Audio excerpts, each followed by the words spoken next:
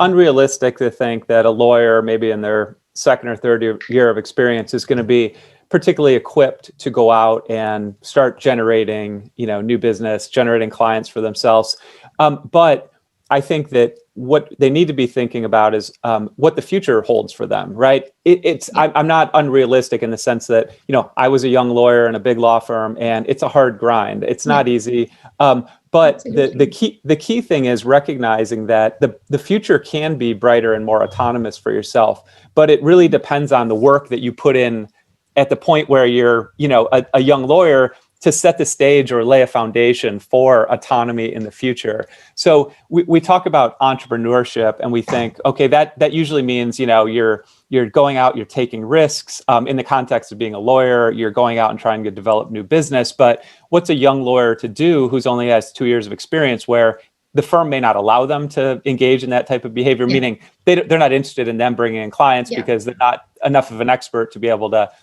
do that. But what I think that is important, one way to think about it and prepare yourself for the entrepreneurial journey ahead is thinking like an intrapreneur within your firm. So we have entrepreneurship outside of the firm, intrapreneurship within the firm. So starting to act as an entrepreneur within the confines of your law firm. So making sure that you're networking with your colleagues, you're trying to look for opportunities to serve in leadership positions within your firm, even if it's associated with committees that, are not obviously the management committee, but many times there are other committees within the firm you can serve on and start to develop those leadership skills. Trying to establish yourself as a thought leader within the firm, meaning, if you're in a particular practice group or your firm works on a particular set of issues,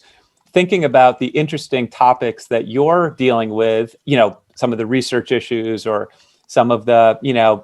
whether you do litigation work or transactional work, what are the interesting issues that you could present to the colleagues in the firm, so you get an opportunity to exercise and practice some of those thought leadership skills that you'll need later on when you're speaking to external audiences. So I always advise young lawyers to really try to think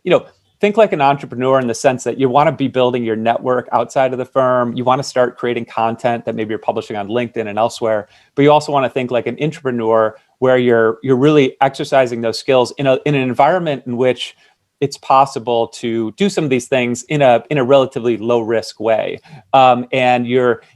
essentially building that muscle of entrepreneurship that you can then exercise to a greater degree when you're, maybe a 4th or 5th year lawyer who's ready to go out and start trying to build a book of business.